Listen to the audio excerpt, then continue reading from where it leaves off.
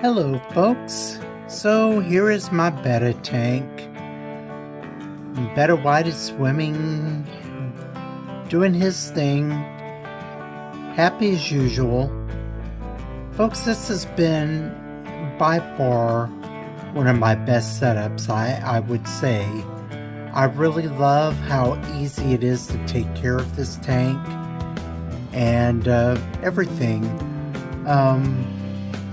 When the lights come on and I get to lay down in bed, I get to enjoy the tank and enjoy watching Betta White and the other little inhabitants in the tank as well.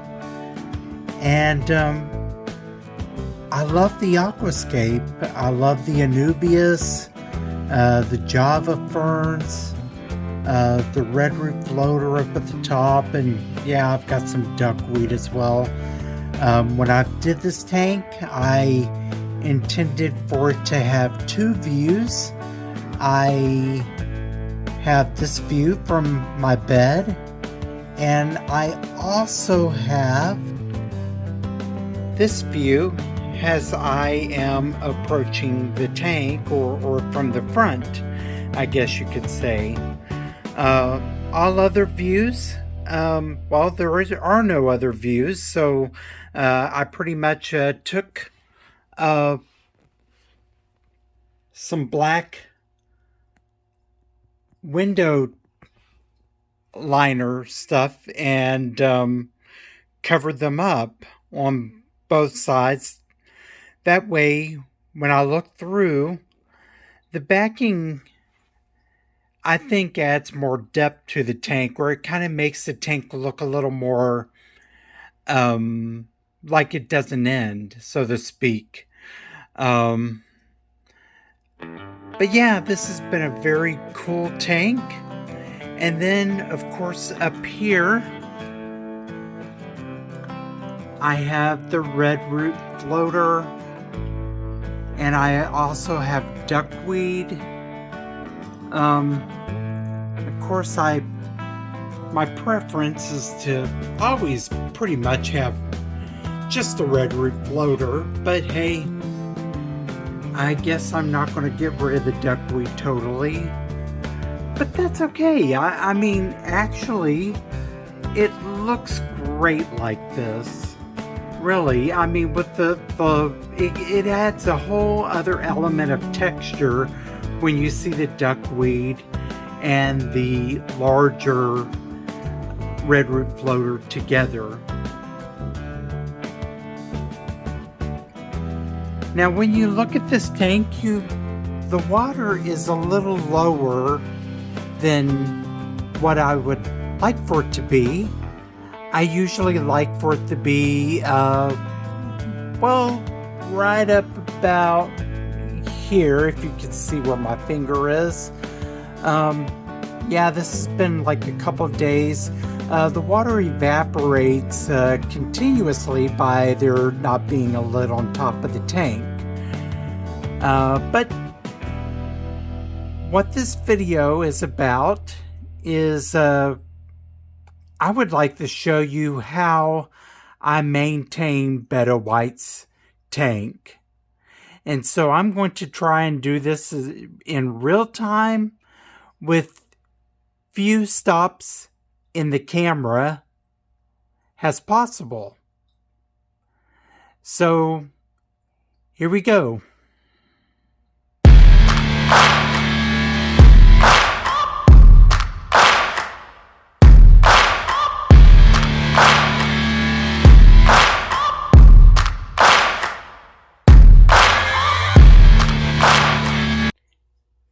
Hello folks, okay, so I did have to do a cut after I said I was not going to try not to cut in that much, but hey, I had to get the phone on the tripod.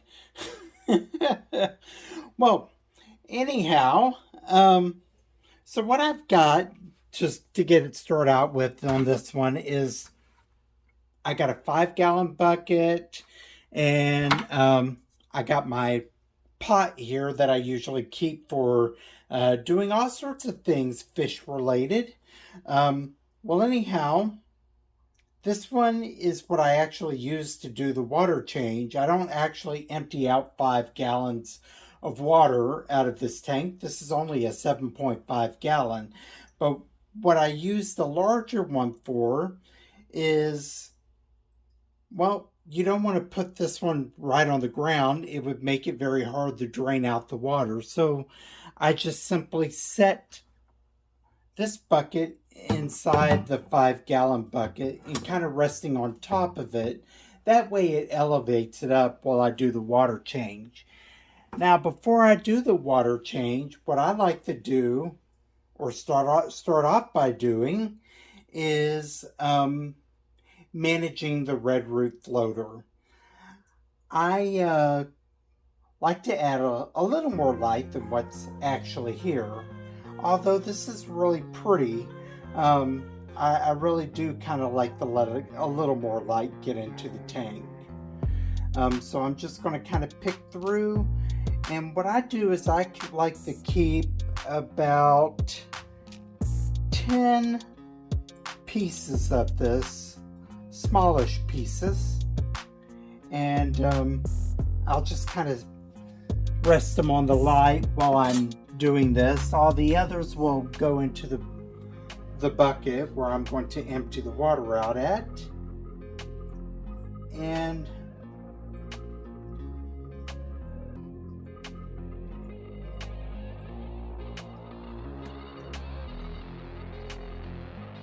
just try to be selective in the pieces that I keep. I mean, not as if it really makes much of a difference, folks. It's all going to grow. I just like instant gratification, I guess you could say.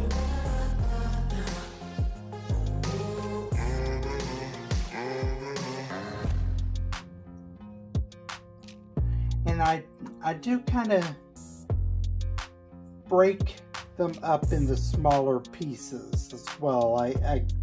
I should mention, because some of them are just, well, face it, that's how they multiply, is just by creeping along the surface of the water.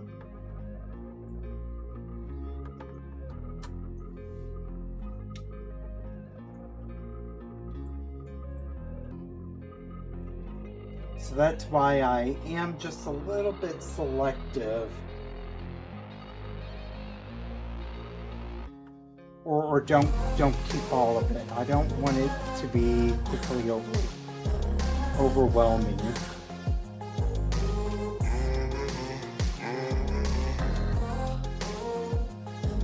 And I keep the pieces about like that. Got some duckweed on my fingers.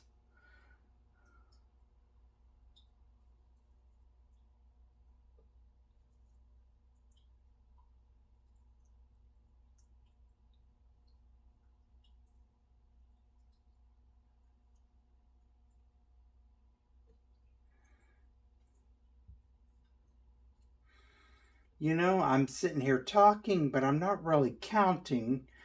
But really, I think I've got enough from what I'm looking at. So all of the others, or the rest of it, I'm just going to kind of remove and put into the waste bucket here, along with the duckweed.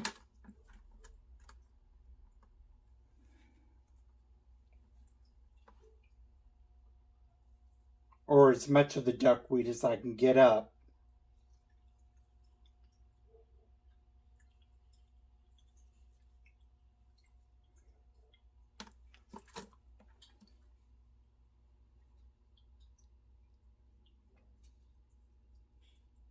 Okay.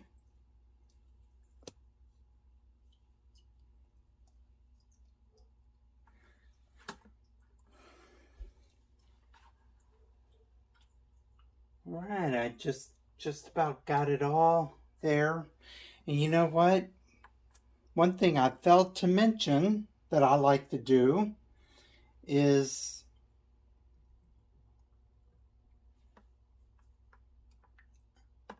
well, I clean the filter, so I should,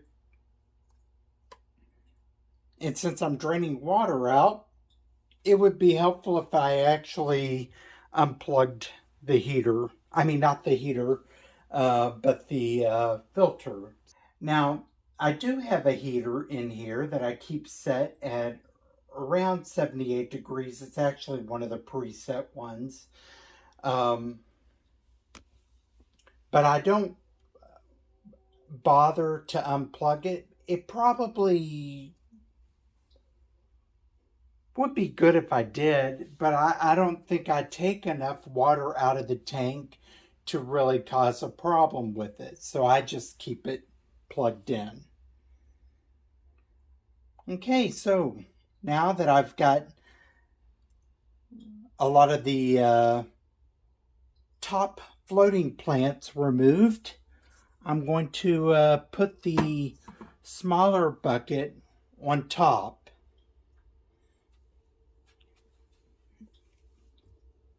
And then I'm going to actually start, oh, wait a minute. Before I start draining it out, folks, I'm a little scatterbrained today. I'm going to remove the filters because when I do this, it's a part of the cleaning duty that I do, I guess you could say. I'm sure there's better wording for that, but hey. Okay. So I've got that removed. Now what I do is I keep the bio material and put that back in, which is this. I do give it kind of a rinse. And this filter pad right here, I usually toss and replace it each time.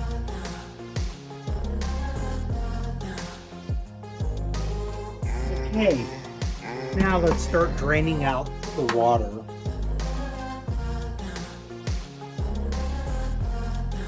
So I start my siphon by, well, kind of sucking on one end. I don't have any fancy method for doing it this way. I'm not going to do the huge python for this.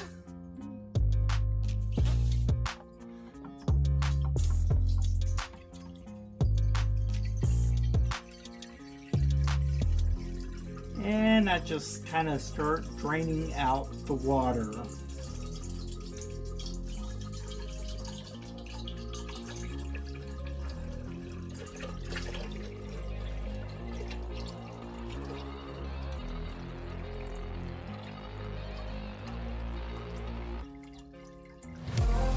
And sometimes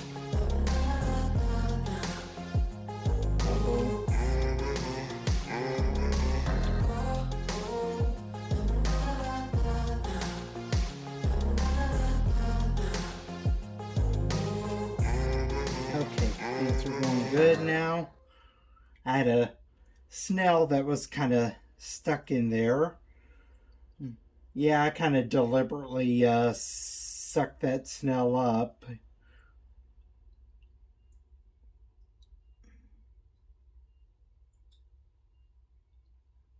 Okay, so I just pretty much fill up that small pot that I showed you with water. It takes out about this much.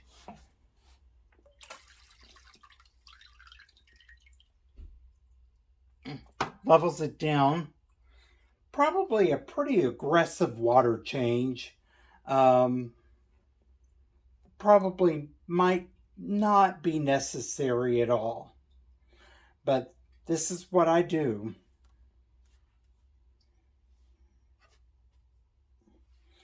Okay, so here is one of those points where I have to actually pause the camera for a bit because, well, I'm sure you don't want to be staring at a tank without me talking while I go dump the water and take care of some things, and get set up for putting the water back in.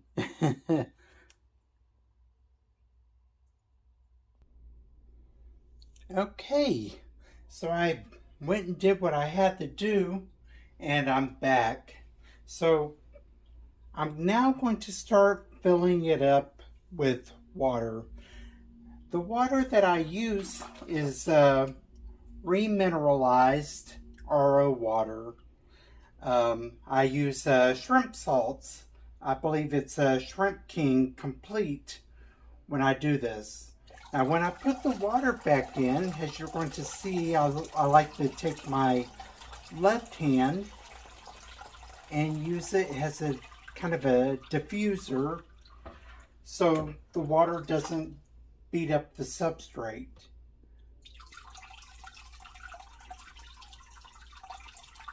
This tank is kind of so narrow, I don't really have a way of sticking the water in unless I use like a small glass, but I think this is fine for what I'm doing.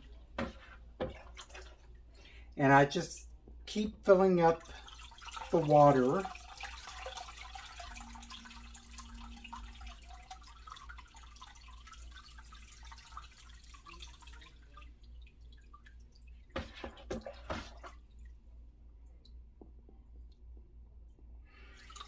Now the remineralized water that I use is, I keep it at roughly about 150 parts per million with the solution.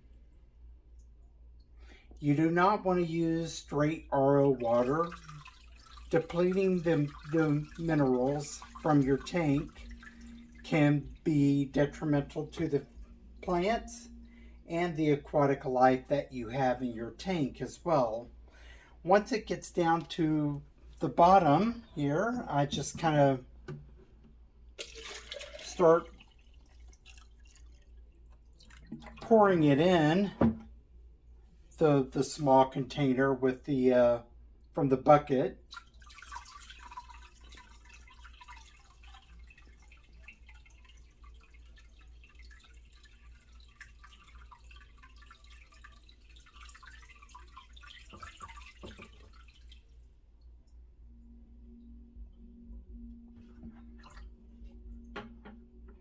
Just a little more.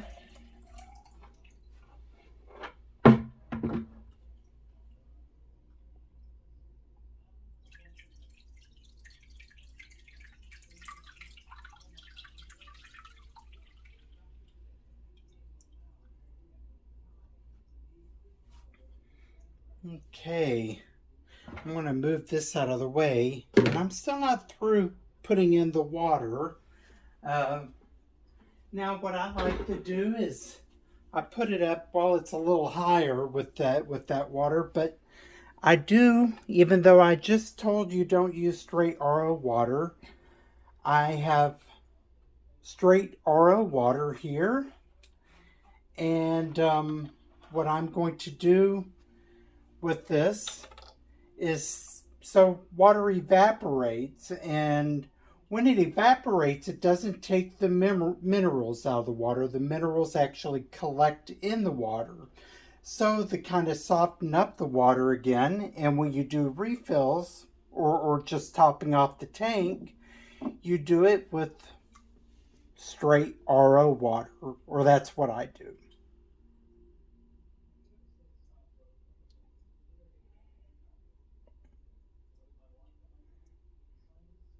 Now I find that with this and the botanicals and things that I keep in the tank, that the water is kept at about a 6.0, anywhere between a 5.5 and a 6.0 in pH, which is just right around where the betta likes it. And so keep it up about to there, not too much higher. than that. And then I also fill up the filter container, which is kind of not the best move that I made right now, because I should have put the filter material back in first, but oh well, we'll get it. All right. Thank you for hanging in and watching this video with me while I do it. Okay, so I got a new filter pad cut up and my filter here, or biomaterial, and I cut the pad this size. It doesn't have to be perfect. I just cut it where it will pretty much fit in this filter here.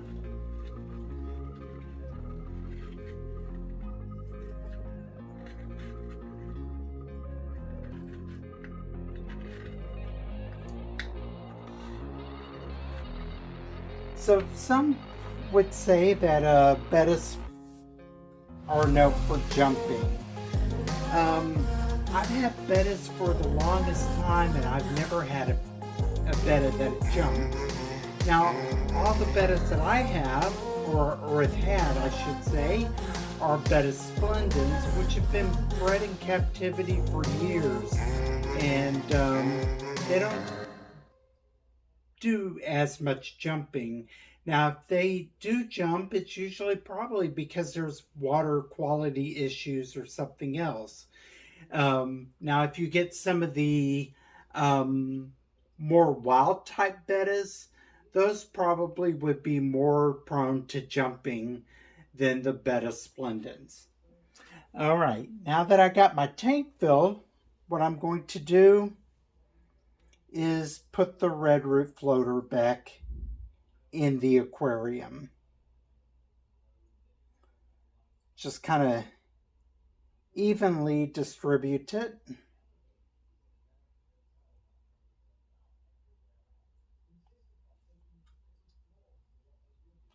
Around the tank.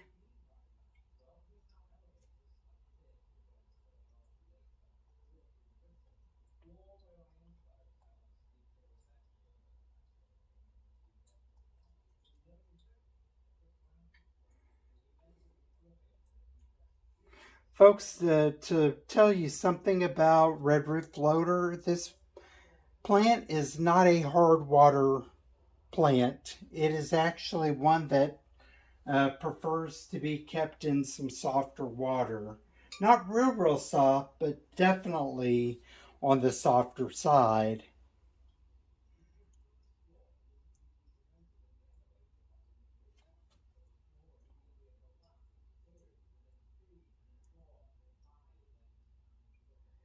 Okay, so I've got that put back in the tank, and I've got the water filled, but yet we're still not through. I'm going to show you a couple other things that I do to keep this tank well maintained.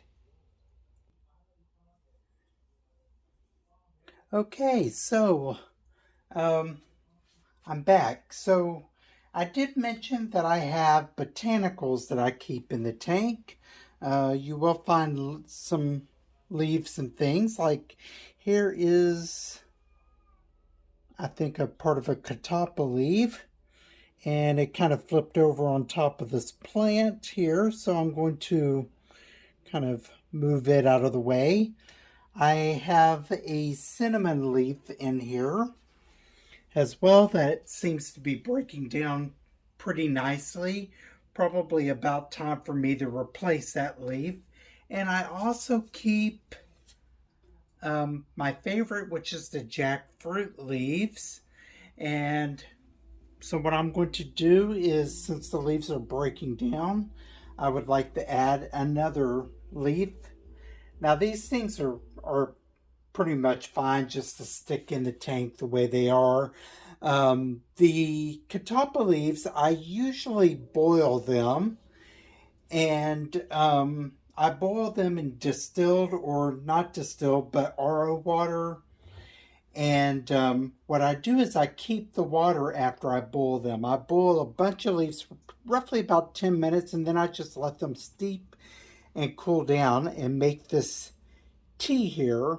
And this tea can go rancid from what I've heard. So I keep it in my refrigerator, and then afterwards I just use a little bit of it as necessary. This is, I like the looks of this, and of course it keeps betta's tank lower in pH and stuff like that, lower in pH and everything. So I just put a little bit of that in. Of course I made a mess. Would it be fitting of me not to make a mess? Okay.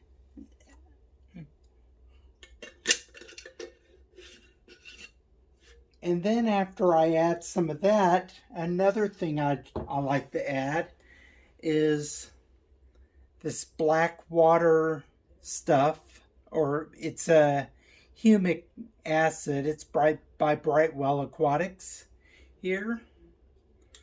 And I just add some of this to the tank as well.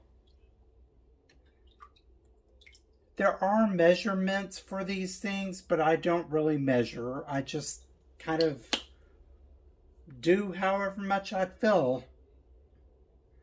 Maybe I shouldn't do it that way, but hey, that's what I do, and it hasn't caused me any harm at all.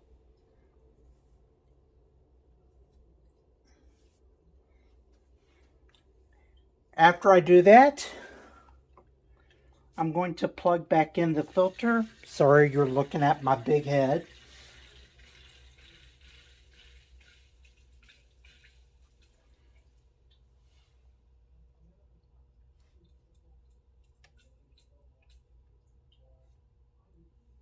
Let that fill up.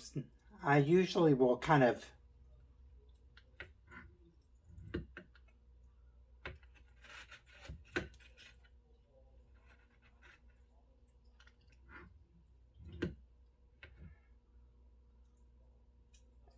adjust it accordingly.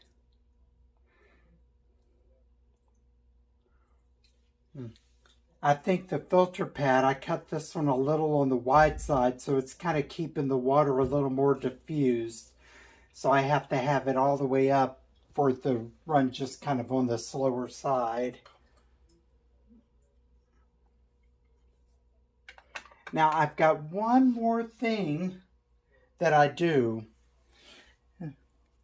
Betta does not generate a lot of waste to fertilize these plants in here. And the shrimp and the snails that are in here, what few I have, just don't really have a lot of bioload. So what I like to do is I use a liquid fertilizer. I use a Nylock G. I find this one works pretty well. Another one that a lot of people swear by is Aquarium Co-op's Easy Green. And this is 1 squirt for every 10 gallons of water. I do just a little squirt of it, and that is just about it. Now, I don't do this according to the directions, though. This is a low light tank. It's very, it's not a high-tech tank. So when it comes to the fertilizer, I just do this once every other week. I find that is sufficient enough for plant growth and everything. So since it's not a high-tech tank, I keep it on the low side, and that's with the fertilizers. And as you notice, it feeds all of my plants really well.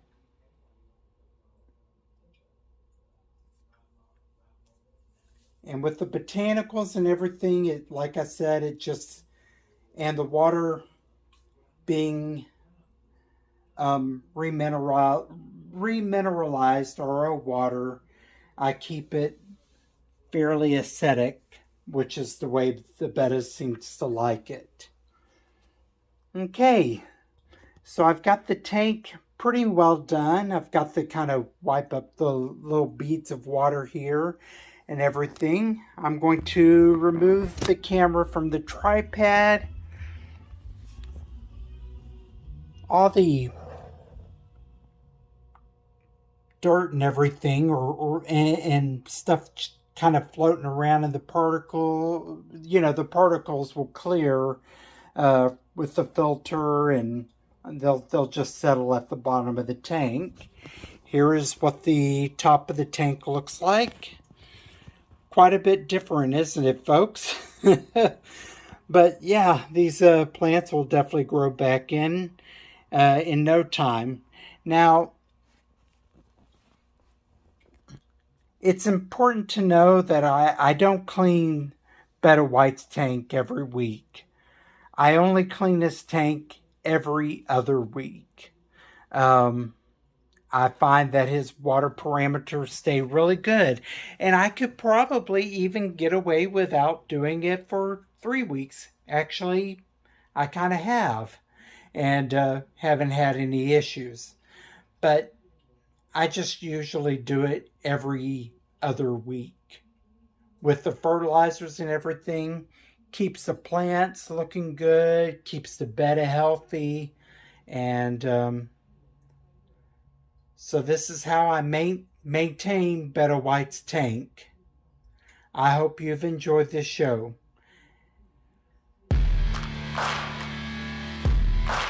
Alright folks, and I am back a day later.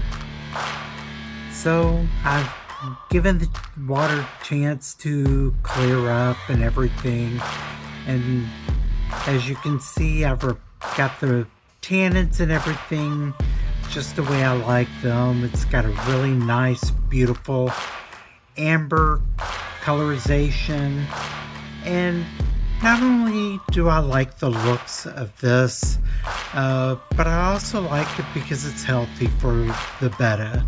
And that's my ultimate goal, is it helps keep the pH down. And from my understanding, the tannins also helps the betta with breathing. And it's very beneficial helps with fin rot and stuff like that. So if the betta was to get ill, of course, with the invertebrates, it's supposed to help with shell molting on the shrimp that are in the tank. So having the tannins is a really good thing. I hope that you have enjoyed this tank or watching this show on me maintaining Betta White's tank. And I do hope to hear some positive comments. Well, if you have comments on how I can improve, I hope to hear those too. Take care of your fish and your families, and I will see you again next time. Bye.